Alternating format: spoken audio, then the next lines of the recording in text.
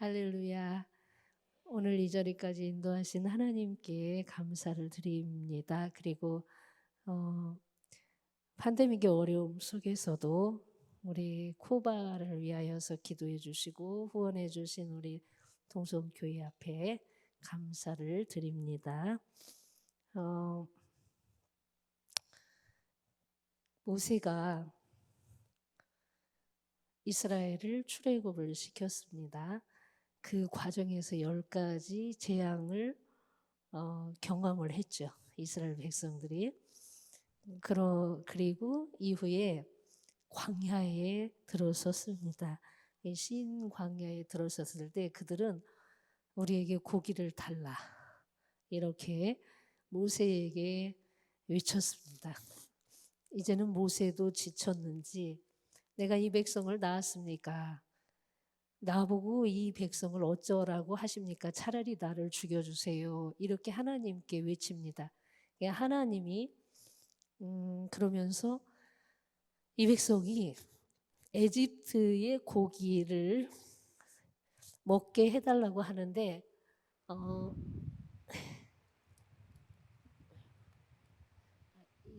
이걸 끌 수 있으면 좋겠는데요. 예. 이집트의 그 고기, 이집트에 있을 때는 우리가 고기를 먹었다.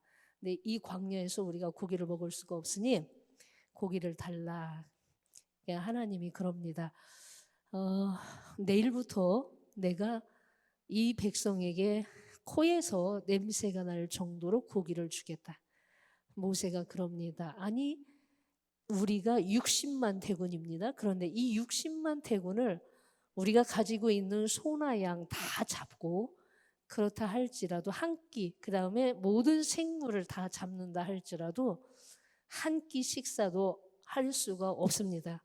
어떻게 이 고기를 마음껏 먹일 수 있겠습니까? 하나님께 그렇게 질문을 합니다. 하나님이 그때 모세에게 이 말씀을 하십니다. 여호와의 손이 짧아졌느뇨.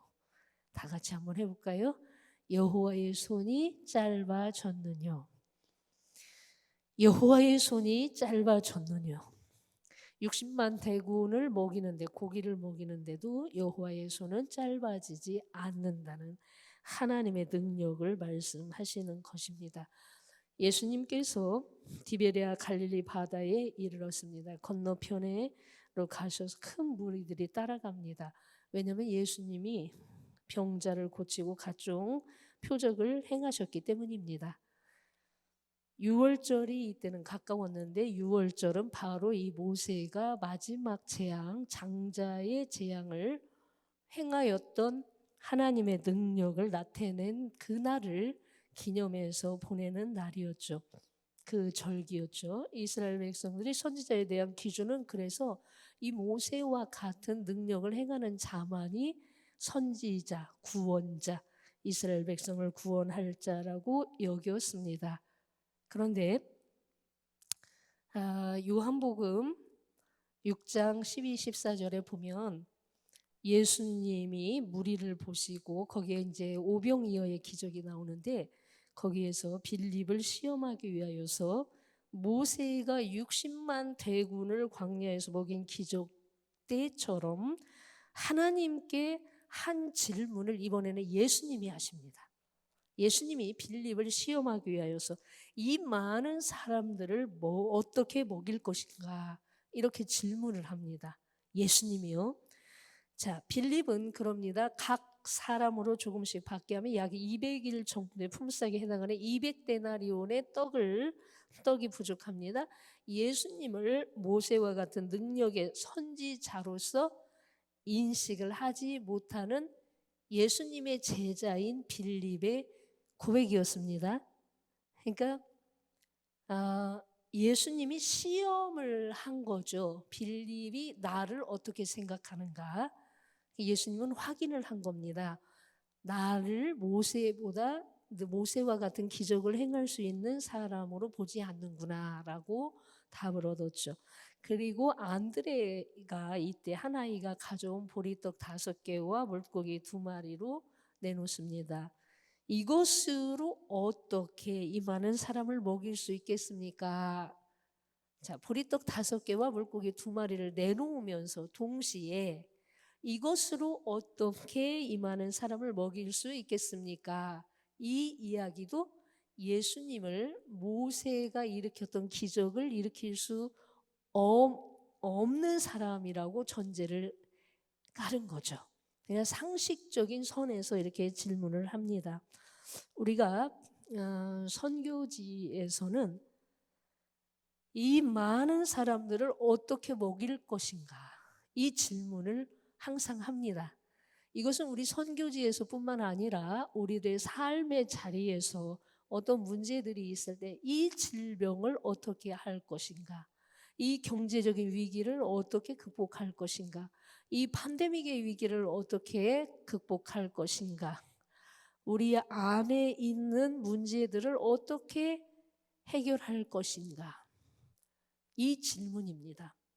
특히 우리 선교지에서는 보리떡 5개와 물고기 2개를 받아서 어떻게 이 많은 사람들을 먹일 수 있을까, 이 질문을 하게 되고, 하나님께서 그런데 하나님의 방법으로 그 당신의 능력을 보여주시고 하나님께서 선교를 이루어 가시고 이루어 오셨다고 고백을 합니다. 이것은 저만의 고백이 아니고 거의 모든 선교사님들이 고백하는 내용입니다. 비록 보리떡 5개와 물고기 2개를 받지만 이것으로, 보리떡 5개와 물고기 2마리를 가지고 이 선교지에서 어떻게 이 사람들을 먹이고 함께 할 수 있을까? 그것은 오직 예수 그리스도의 이름의 능력, 성령의 능력을 따라서 셀 수 없는 기적들을 선교지에서 이루어오신 하나님의 능력입니다. 우리에게 어떠한 문제와 어떠한 상황이 우리를 엄습한다 할지라도 우리는 이 하나님의 능력, 짧아지지 아니하는 여호와의 손의 능력, 이 능력을 믿으면서 가야 될 줄로 믿습니다. 제가 팬데믹 기간에 저희가 그때 약 5천 명 넘게 죽었어요. 코스타리카에서 인구 500만입니다. 그런데 5천 명 이상이 죽었어요. 그런데 그 팬데믹의 문제보다 더 심각하게 저를 두려움으로 몰았던 것은 이 4차 산업이었습니다. 4차 산업 AI의 시대가 다가올 때 우리가 선교지에서 하나님의 능력을 어떻게 말할 수 있을까? 하나님을 어떻게 증거할 수 있을까? 바로 이 질문이었습니다. 어떠한 질문 속에서도 우리는 하나님의 능력, 아까 찬양에서도 그랬죠. 전능하신 하나님을, 살아계신 하나님을 믿는 믿음으로 나아가야 될 줄로 믿습니다. 이 많은 사람, 이 질병, 이 문제, 이러한 것들을 어떻게, 이 AI 시대에 어떻게, 이 질문 앞에 우리 크리스찬들은 감사하게도 하나님의 능력을 믿고 나아갈 수 있음을 우리가 감사함으로 고백할 수 있는 줄 믿습니다. 쿠바는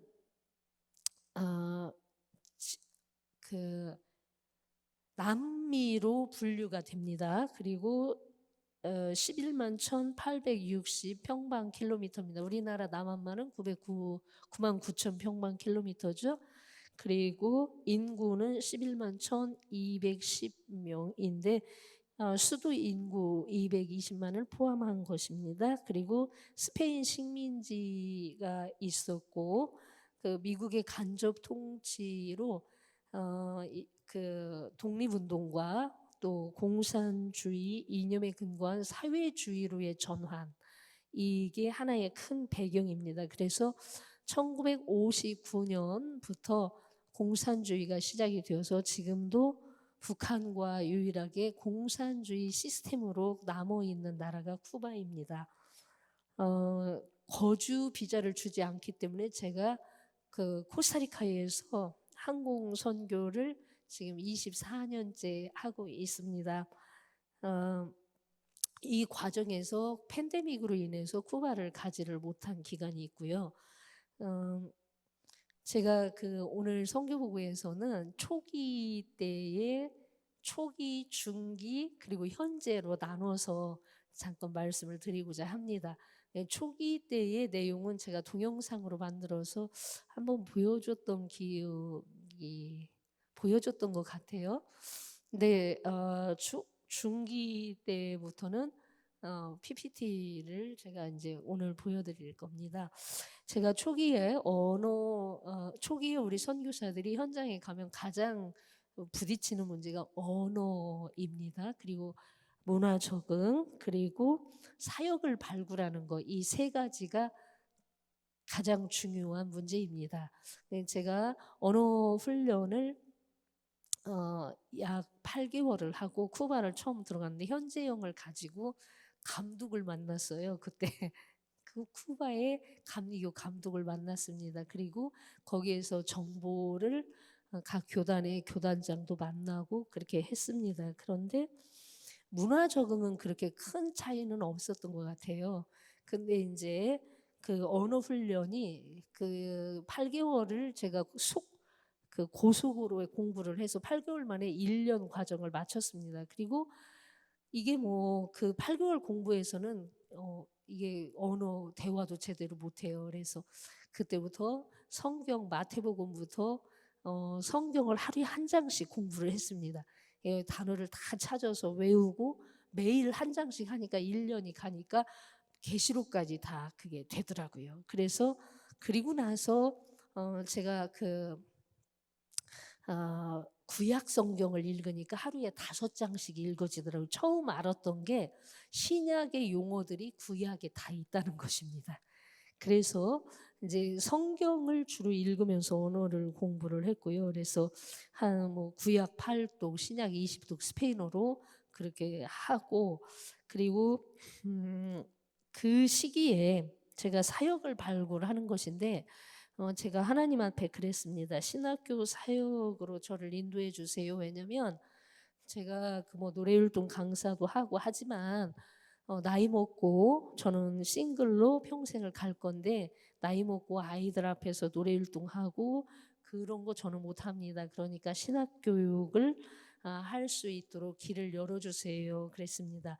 딱 1년 기도를 했는데요. 그 과정에서 사람들이 그럽니다.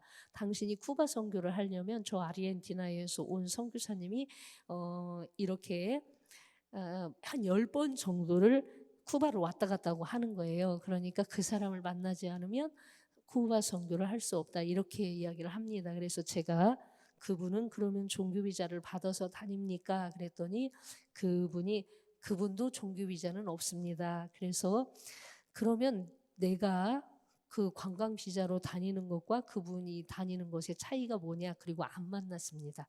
그리고 하나님의 능력을 믿으면서 기도를 했어요. 딱 1년 만에 하나님이 그렇게 열어주셨습니다. 열어주셨고, 그래서 이제 신학교에 가서 처음에는 기도에 대한 강의가 아니라 간증을 주로 했습니다. 언어가 첫째는 잘 안 되니까요. 그렇게 성경을 읽고 해도 언어의 한계는 너무 뚜렷합니다. 그래서 기도에 대한 간증부터 한국 교회에 헌신된 하나님 앞에서의 헌신된 사랑 이런 것들을 주로 간증으로 했습니다. 그러다가 제가 그때에 어떤 탈출구가 필요한데 이게 그러니까 언어로 하는 것은 너무나 한계가 있잖아요. 그래서 제가 키보드를 안 쓰는 키보드를 빌려다가 찬송가를 이천지간 만물들어가 1장이죠. 그래서 4부로 이천지간 그렇게 치면 1시간이 걸립니다. 그래서 이제 1장부터 555장까지 아멘 아멘까지 치는데 1년이 걸리더라고요. 그리고 나서 다시 앞장부터 이렇게 치니까 5장씩 쳐지더라고요. 1시간에. 그래서 이제 그렇게 치고 또 복음성가도 1장부터 1500장 넘죠. 그 찬미천 뭐 이런 거 그렇게 했습니다. 근데 그게 우리 그 언어가 제대로 안 되는 상황에서는 큰 선교의 무기가 됐습니다. 그래서 제가 이제 축가도 하면서 불러주고 또 그리고 나서 플룻을 제가 사가지고 피아노는 가지고 다니는 게 키보드는 가지고 다니는 게 너무 한계가 있어서 플룻을 사서 이제 그 학생들 결혼식 때 이런 때 제가 불러줬습니다. 그리고 나서 그때 제가 우리 학생들 교회를 방문을 했습니다. 그랬는데 학생들 교회가 한 3평에서 우리 학생들이 생활을 하고 재래식 화장실이 있고 그 뒤 옆에 교회가 있는데 저녁 예배에 참석을 했는데 이게 막 총총이 다 배겨서 앉았어요. 한 50명 정도가. 근데 이제 그 뒤 부분 창문으로 사람들이 막 봅니다. 그래서 그 다음에 제가 이 교회를 더 확장을 하고 예배 처소를 만들고 너희 집도 방 한 칸을 더 드리는 데는 얼마가 드냐 그랬더니 1,000불이 든다고 했습니다. 그래서 이제 제가 방문했던 2개 교회만 학생들 지원을 하려고 한국교회에 왔어요. 그런데 그 때에 하늘에서 꿈을 꿨는데 하늘에 제가 어떤 장로님하고 힘들게 배틀을 짜고 있었어요. 이렇게 배틀을 짜는데 옆에서는 꽃다발을 아름답게 만들어서 팔아서 먹고 살고 저는 그 장로님하고 배틀을 짜서 먹고 산대요. 그러다가 제가 너무 힘이 드는데 그때에 제 머리로 하늘에서 만나가 막 쏟아집니다. 그래서 제가 그 배틀을 딱 놓고 우리는 하늘에서 내리는 만나를 먹고 살아야 한다 하고 꿈을 깼습니다. 그런데 그 뒤로 이 교회 건축에 한국교회에 와서 소개를 했을 때 100개가 넘게 되었습니다. 그래서 이게 이제 쿠바에서는 교회 건축인 게 뭐냐면 이제 다른 동남아시아 같은 경우는 이런 게 있어요. 교회는 없는데 이제 선교사가 가서 교회를 건축을 하고 나중에 그게 비둘기집이 된 경우가 있다 이런 얘기가 있는데 쿠바는 그렇지 그와 정반대인 게 뭐냐면 그 사람들이 자기 집을 헌신을 해서 그 한쪽을 예배처로 자기들이 헌신을 하는 겁니다. 그리고 자기가 돈이 있고 땅이 있다고 해서 교회를 건축할 수가 없어요. 공산주의 국가이기 때문에. 그래서 이게 이제 뺏길 염려가 없습니다. 또 왜냐하면 각 개인의 집으로 등록이 돼 있기 때문에 뺏길 염려가 없어요. 그래서 쿠바에서는 이게 교회의 건축이 된 것입니다. 그래서 이제 03년 8월부터 시작을 해서 2015년 7월까지 113개가 들어왔고 그리고 104개까지 제가 이제 지원을 했더니 총회장님이 그럽니다. 이제 더 이상 우리 교단 내에 이 지원을 할 교회가 없습니다. 그랬어요. 그래서 남은 기금은 이제 강의동 건축으로 돌리게 되었습니다. 그리고 그 당시에 이제 교수 양성 지원이 있었는데 쿠바 신학교는 석사 과정이 그 당시에 없었어요. 지금은 저희 학교가 석사 과정까지 있습니다. 그런데 과테말라 신학교로 3년 6개월 지원을 해서 제가 그 매년 300불씩 3년 6개월 지원을 해서 교수 양성에 힘을 썼고요. 그분이 과테말라에서 교회를 개척해 과테말라도 선교지입니다. 굉장히 위험한 선교지인데 거기에서 교회를 개척해서 복음 전파를 하면서 쿠바의 교수 요원으로 왕복하며 지내고 있습니다. 그리고 그런데 이게 이제 그 7년 기간 동안에 제가 회의감이 들었던 건 뭐였냐면 그 현지인들에 대한 회의감이 많이 들었어요. 제가 이제 신학교 사역을 하다 보니까 뭐 총회장, 학장 뭐 이런 분들하고 주로 이렇게 같이 관계를 맺으면서 하는데 좀 불편한 느낌이 많이 들었습니다. 그래서 아니 그 뭐 하나님 제가 별로 이렇게 가치를 많이 못 느끼니까 저를 이제 한국으로 내가 가야 할 것 같습니다. 그렇게 하나님한테 그랬습니다. 그리고 밤 12시에 제가 가방을 가지고 나왔습니다. 밤 12시에 가방을 들고 눈물을 흘리면서 터미널까지 왔는데 그 다음 날 하나님이 천사를 보내주셨어요. 이제 나는 한국으로 가기 위해서 공항에 가서 이제 코스타리카에서 한국으로 간다 이렇게 마음을 먹고 오는 과정에서 택시 기사를 만난 겁니다.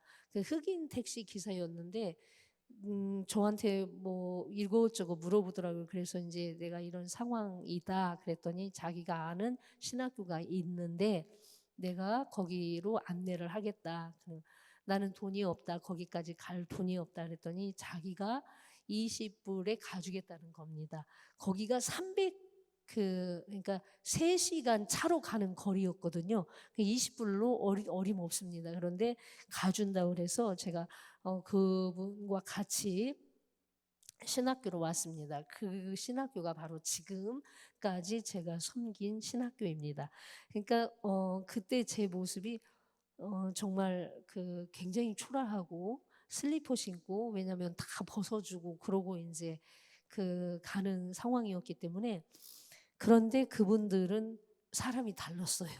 그래서 이제 그 신학교를 중심으로 지금 현재 있는 신학교입니다. 이 신학교를 중심으로 하나님이 이제 일을 하게 하시는데 그게 이제 강의도 이제는 이제 7년이 지나고 나니까 이제 강의도 조금 제 머릿속에서 정리되는 대로 스페인어로 할 수가 있게 되고 또 그리고 책자를 제가 기도에 대해서도 만들고 기독교 교육에 대해서도 만들고 또 십자가 신학에 대하여서도 강의를 원고를 만들어서 할 수 있게 되었습니다. 그리고 이제 뭐 특별히 원고가 없이도 특강 같은 거는 제 머릿속에서 이렇게 내용이 있으면 할 수 있게 이렇게 되었습니다. 그리고 이제 학교 자체가 어떤 공산주의 국가는요. 모든 대학은 국가가 담당합니다. 그 말은 20불 월급을 받는데 국가가 다 일반 대학을 다 담당을 하기 때문에 다 무료로 학교를 다녀요.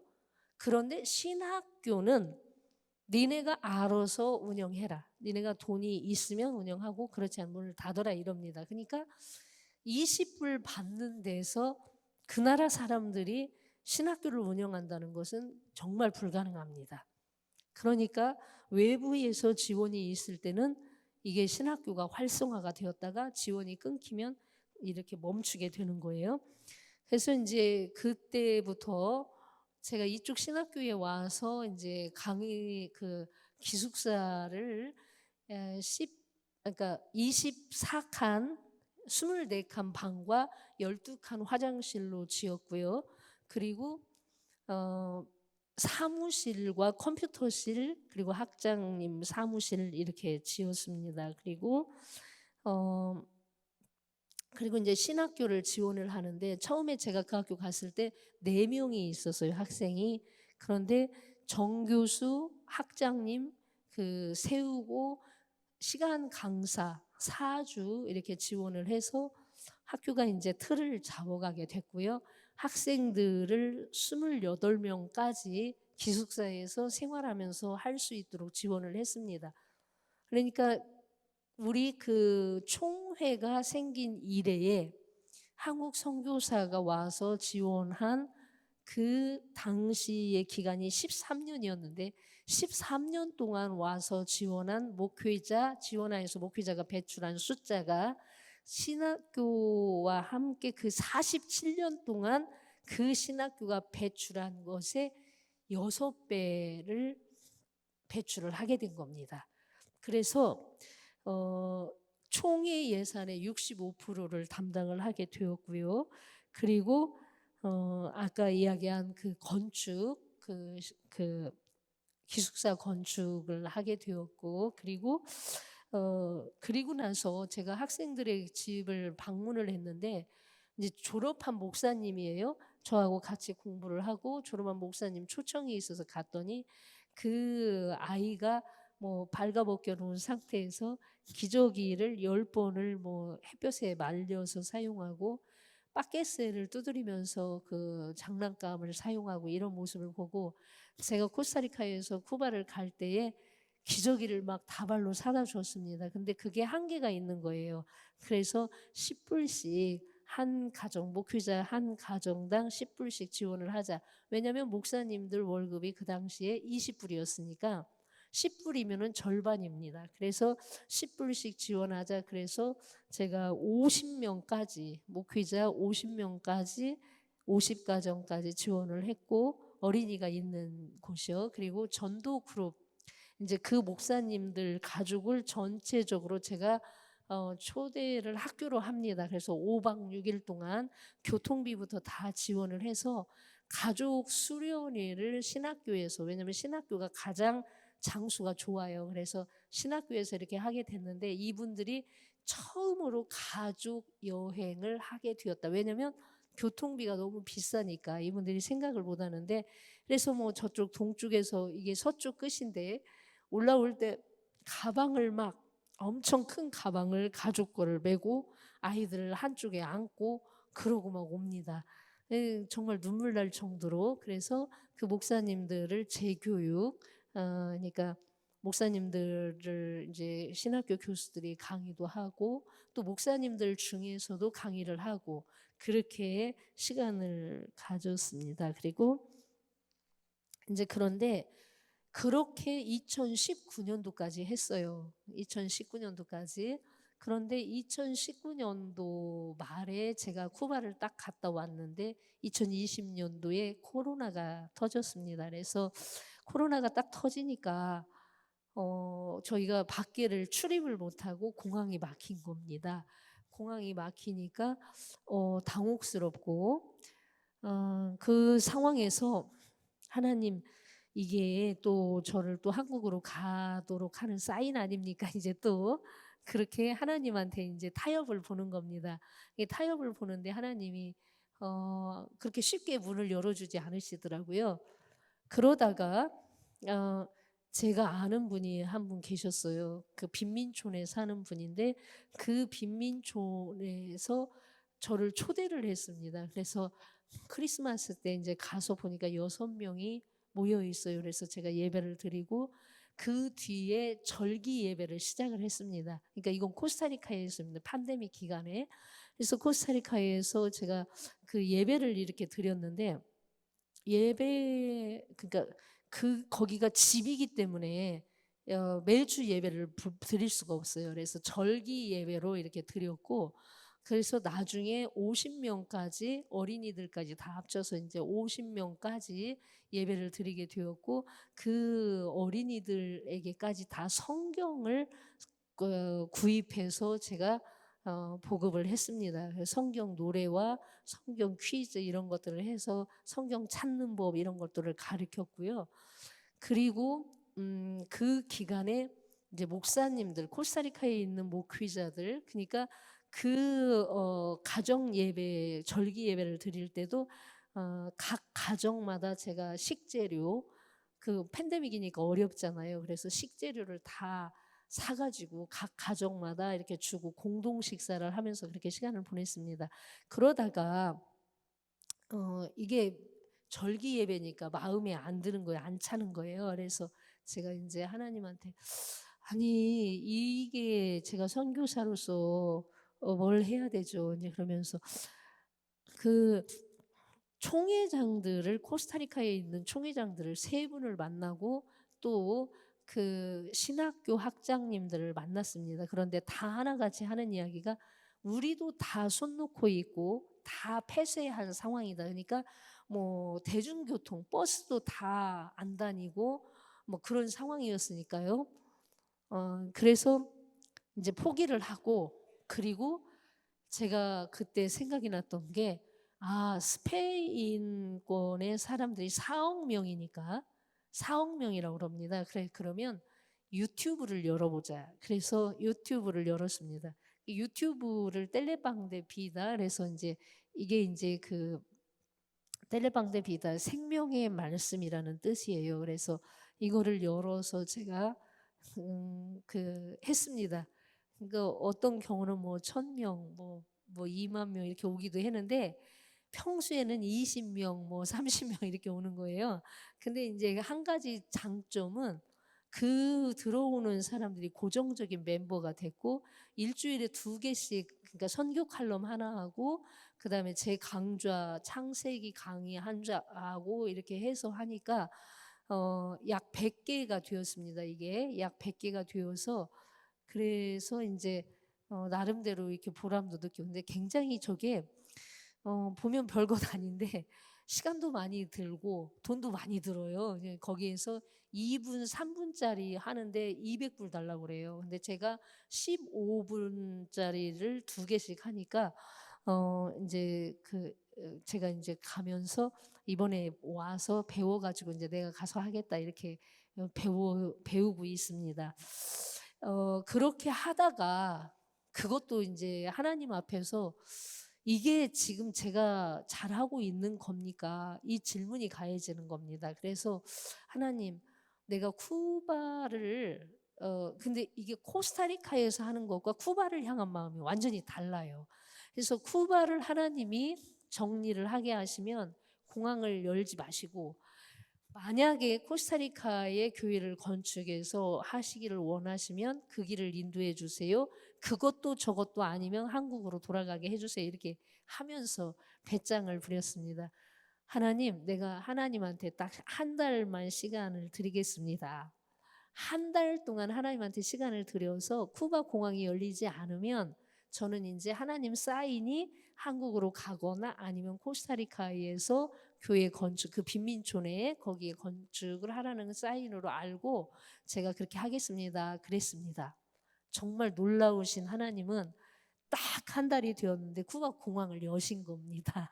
그래서 제가 이제 쿠바를 다시 들어가게 되었어요. 그랬는데 쿠바에 가서 가기 전에 이 팬데믹 기간에 제가 제 마음속에서 학교에 대한 거나 뭐 학생들에 대한 거나 목회자들에 대한 거나 아무 미련이 없는 겁니다. 왜냐하면 나는 최선을 다했고 마음에 걸리는 게 하나도 없는 거예요. 그런데 그 학장님이 저하고 18년을 같이 왔어요. 그리고 행정가가 18년을 같이 왔습니다. 이 학장님과 행정가에 대한 마음이 그분들한테 당신들은 이제 은퇴를 하면은 뭐 할 겁니까? 그래 질문하면 우리 학장님이 그럽니다. 나는 자전거를 타고 이렇게 학교에 와서 시간 강사로 하면서 보내기를 원한다. 그런데 내가 늙으면 자전거가 힘들 것 같다. 그러니까 오토바이가 하나 있으면 좋겠다. 이렇게 얘기를 했습니다. 그래서 제가 항상 그랬습니다. 그거 걱정하지 마라. 내가 은퇴할 때 당신이 은퇴할 때 내가 오토바이 내가 꼭 사줄 테니까 걱정하지 마 그랬습니다. 그랬는데 그리고 이제 행정가 집에는 제가 항상 주말에 학생들 교회를 갔다 오면 월요일, 토요일 그러니까 주일 오후부터 월요일까지는 그 집에서 밥을 먹었어요. 그래서 항상 빚진 마음이 있어서 내가 그 끝날 때는 고기 값으로 원 없이 주겠다 그랬습니다. 그런데 그리고 또 그랬습니다. 플라자 그러니까 바닷가로 2박 3일 동안 내가 초대를 해서 그러니까 4명이죠. 부부니까 두 부부니까 초대를 해서 내가 원 없이 그 파라다이스를 당신들이 느끼면서 그런 시간을 갖게 하겠다 그랬습니다. 그랬는데 이제 쿠바 공항이 열리게 된 거잖아요. 그래서 이제 제가 이메일로 초청을 했습니다. 내가 언제 쿠바 공항에 도착을 하는데 두 가정이 공항으로 오시오. 그러면 내가 모시고 바닷가로 가겠습니다.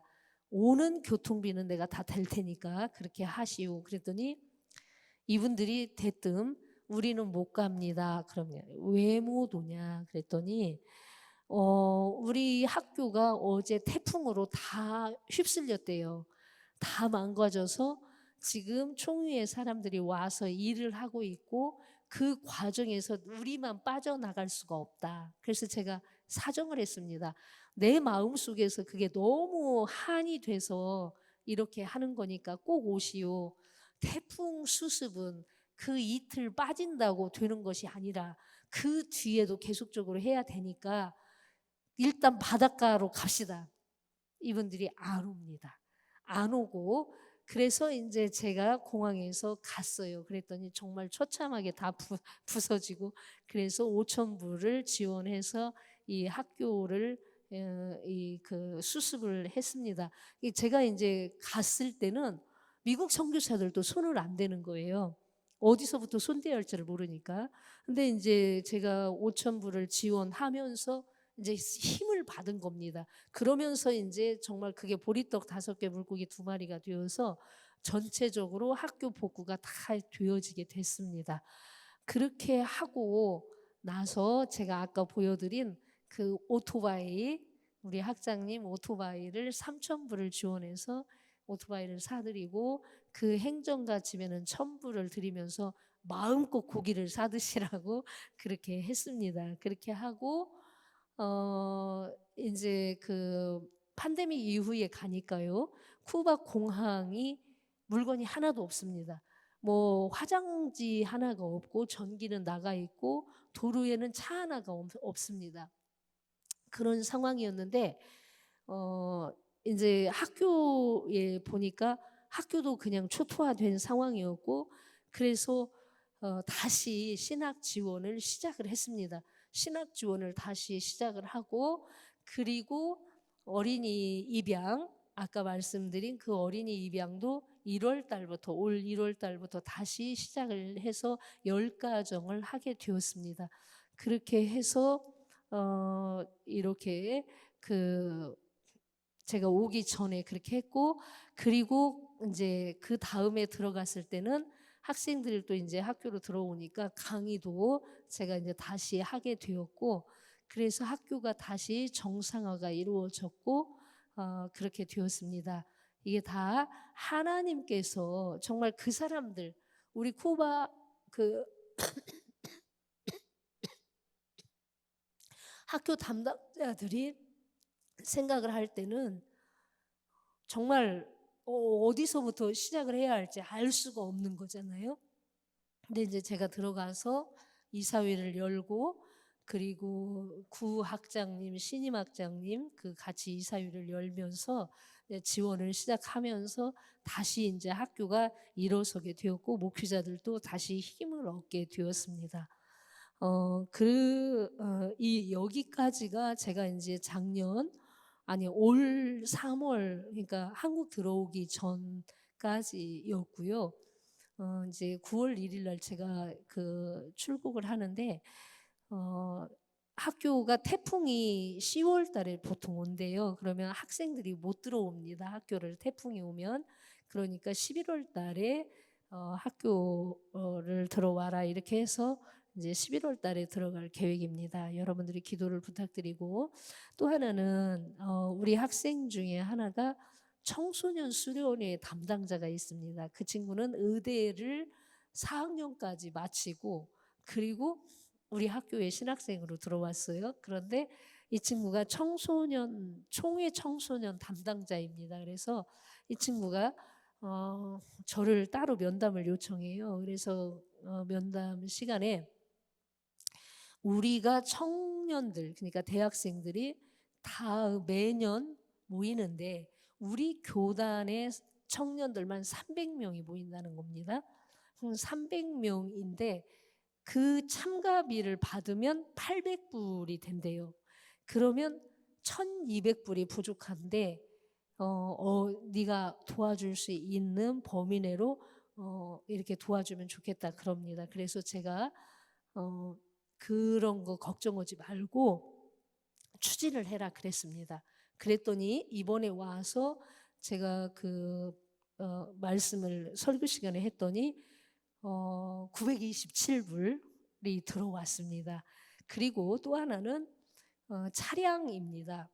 제가 그 2008년도에 현대산 그 10년 된 현대 봉고를 47년 전에 그 구입 신청한 허락서가 47년 후에 나왔습니다. 그래서 제가 쿠웨이트를 갔는데 거기에서 4,000불을 지원을 해줘서 저보고 저 차를 사라고 1,000불을 누가 지원해 줬고 그래서 5,000불을 갖다가 학교를 줬더니 그 신청서가 나왔기 때문에 5,000불로 그 차를 살 수가 있었습니다.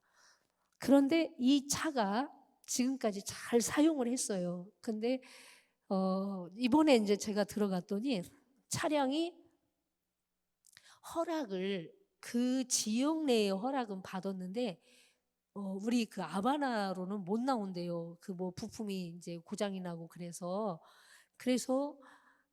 제가 그러면 이 차를 수리하는 데는 얼마냐?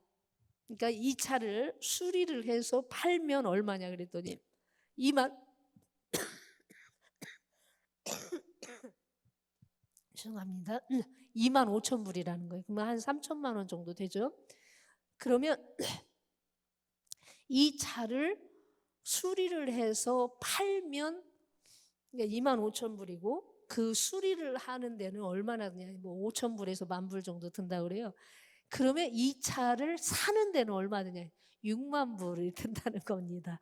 그래서 이제 제가 그 6만 불은 굉장히 큰 돈이에요. 그래서 그러면 우리가 이 차를 고쳐서 쓰자 그렇게 해고 왔습니다. 그랬더니 제가 와서 다른 교회에 갔더니 그 어떤 분이 500만 원을 헌금을 해주셨어요. 그래서 이제 그 차량 수리 비용이 이렇게 잘 헌금이 되었습니다.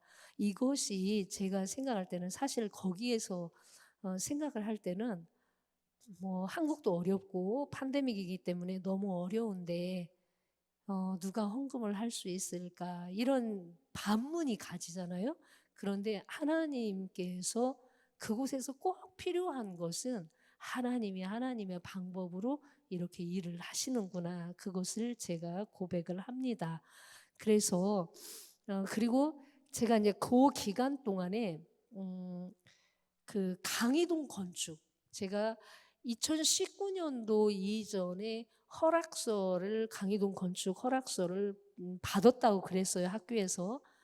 그랬는데 이번에 가서 허락서가 있냐 없냐 했더니 확인을 해봐야 한다고 하더라고요. 그래서 이제 그 안식년 때 2만 불을 제가 이제 신학 지원과 이런 거 안 하고 2만 불을 모으고 그다음에 여신도회에서 1만 불을 해줘서 3만 불이 있었습니다. 그리고 아까 그 말씀드린 교회 건축에서 1만 불, 약 1만 불이 남았는데 그 1만 불하고 해서 4만 불로 강의동 건축을 지금 추진하고 있습니다. 그래서 이게 그 어려운 건 뭐냐면 쿠바는 재료를 구하기가 너무 힘들어요.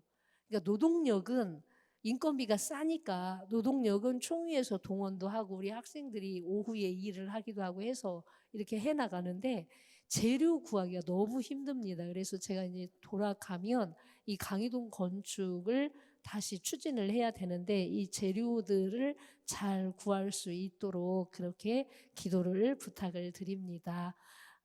그리고 이제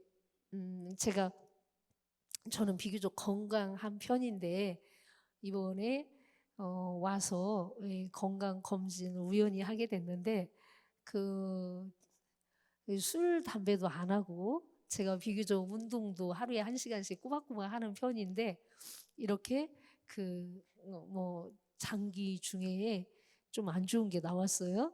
근데 이제 병원에서 1년 후에 다시 오라고 그러더라고요.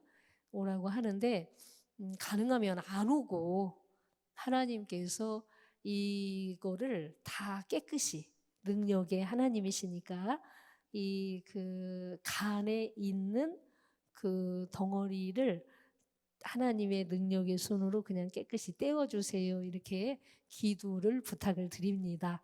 이 갑상선 쪽도 이렇게 있지만 그거는 뭐 그렇게 큰 문제가 아니라 그래요. 그래서 여러분들의 기도를 부탁을 드립니다. 제가 그 PPT를 이 2015년도까지 PPT를 이렇게 해왔는데 잠깐 PPT 보고 마무리를 하도록 하겠습니다. 이거 누르면 되나요? 어떻게?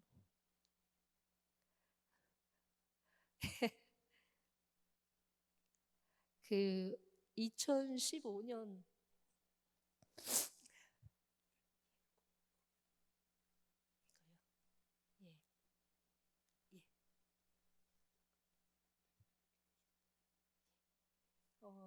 지금 제가 그 설명드린 내용들이고요. 그냥 PPT 내용만 이거는 지금 팬데믹 기간 내에 제가 이렇게 했던 겁니다. 그리고 여기가 이제 2015년도까지 학장님과 학생들 지원했던 내용이고요. 그리고 제가 교재 만들었던 거, 우리 학생들과 강의 시간 가졌던 거고요. 그리고 학생들과 그 야외 예배 간 겁니다. 그리고 이거는 졸업식 때 제가 한복을 입고 우리나라의 한복을 소개했습니다. 그리고 축가, 우리 학생 결혼식 때 축가를 플룻을 불면서 주로 해줬던 거고, 학생들과 이렇게 한 7km 정도를 태양빛에 빛 아래를 다닙니다. 걸어 다닙니다. 이때는 뭐 마차도 타고 또 뭐 그 지나가는 그 교통수단을 다 밀리는 트럭도 타고 하면서 주말에 학생 교회를 방문하는 겁니다. 그때는 힘든 걸 몰랐는데 이제 요즘에는 7km를 걷는다는 것은 너무나 상상도 하기 어려운 상황입니다. 그리고 이게 이제 어린이 입양 처음에 한 명에서 시작해서 나중에 50명까지 이렇게 했고요. 그리고 이게 이제 목회자 훈련, 교회를 돌아가면서 하다가 신학교에서 나중에 하게 된 것입니다. 그리고 제가 그 아까 과테말라 교수 지원, 그다음에 신학교에 책을 100권 정도 코스타리카에서 사다 기증한 것도 있고요. 또 키보드도 선물, 여러 교회 선물도 하고, 또 그다음에 아까 말씀드린 건축 과정입니다. 이때 정부로부터 2년 동안 정지를 당했다가 결국은 하나님께 2년 동안 부르짖었을 때 이렇게 열어주셔서 이쪽 옆에 보면은 완성된 건물이 있죠. 이게 그 신학교에서 제일 큰 건물이 되었습니다. 입당 예배 드린 내용이고요. 이게 내부입니다. 기숙사 내부. 그 입당 예배 드리는 과정. 그리고 이게 신학교의 사무실 건축. 그때 이동희 목사님이 오셔서 입당 예배 드린 내용입니다. 그리고 허리케인이 가끔 와요. 그래서 이제 그런 내용입니다. 이 팬데믹 이후에는 제가 그 말씀을 드렸고요. 이상으로 제가 쿠바에서의 일들을 말씀을 드렸습니다.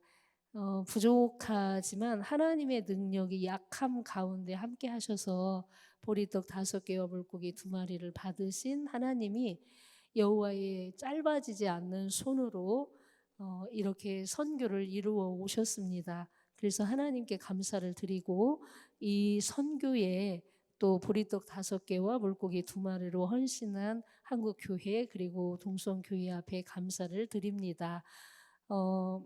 지속적으로 쿠바 선교를 위하여서 기도를 부탁을 드립니다. 기도하겠습니다. 하나님의 은혜와 사랑으로 하나님 저희들에게 생명을 허락하여 주시고 이렇게 주님 아는 구원의 은혜 안에서 살아가게 하시니 감사를 드립니다. 약함 가운데 강함이 되시는 하나님, 우리들은 무엇 하나 내세울 수 있는 부분이 없습니다. 그러나 하나님께서는 하나님의 능력으로 우리를 강하게 하시고 붙잡아 쓰시니 감사를 드립니다. 세상이 어수선하고 세상이 정말 물밀듯이 AI 시대가 밀려오고 우리가 세상이 겁이 나고 두려움에 떨 때가 있습니다.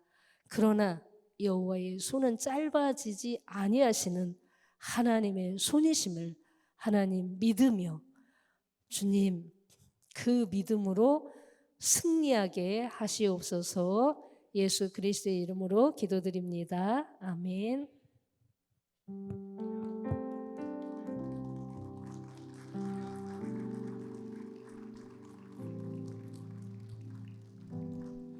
네, 귀한 말씀 전해주신 우리 임순희 선교사님께 다시 한번 감사의 박수 드리도록 하겠습니다. 네, 우리 선교사님의 사역지 우리 쿠바와 코스타리카 가운데 주님께서 함께 달라는 마음을 가지면서 주의 은혜를 그곳에 부어달라는 마음을 가지고 우리 은혜라는 찬양 2절 함께 찬양하도록 하겠습니다.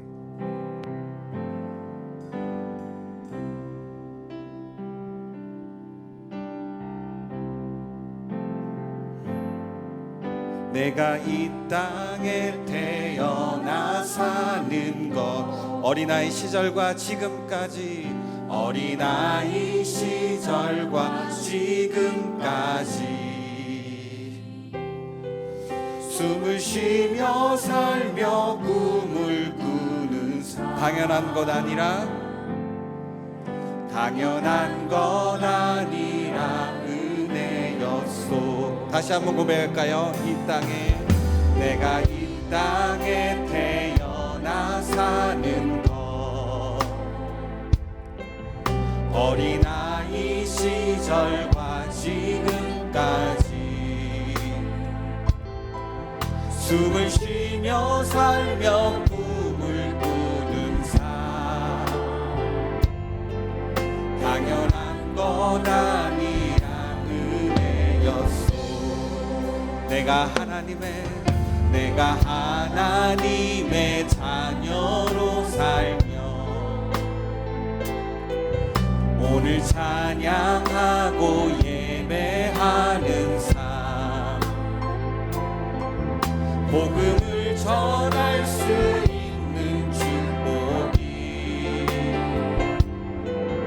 당연한 것 아니라 은혜였어. 모든 것이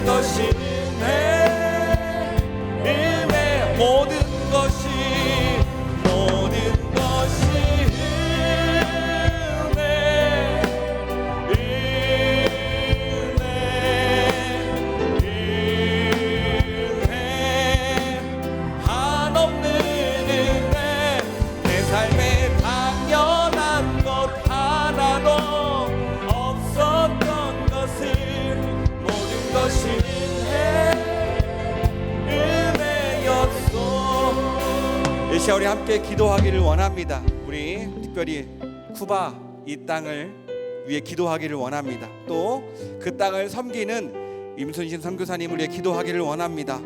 먼저 기도 제목 나눠주셨듯이 선교사님 건강을 위해 함께 기도하기를 원합니다. 주님, 선교사님의 건강을 지켜주시고 책임져 주시옵소서. 특별히 선교사님 그 간의 모든 문제 주님께서 깨끗하여 주시고 치유하여 주시고 회복시켜 달라고 기도해 주시고요. 선교사님 영육간의 건강함 주셔서 맡겨진 사역 사명 잘 감당해 달라고, 또 쿠바 땅 국률이 여겨 주셔서 복음의 씨앗이 심겨지도록 또 신학교 세우셨으니 또 주님께서 세워주시고 이끌어주시고 하는 사역들 가운데 주님 없이 끊임없이 걸음걸음 인도해 달라는 마음 가지고 이 시간 주님의 이름을 한번 부르고 함께 기도하도록 하겠습니다. 주여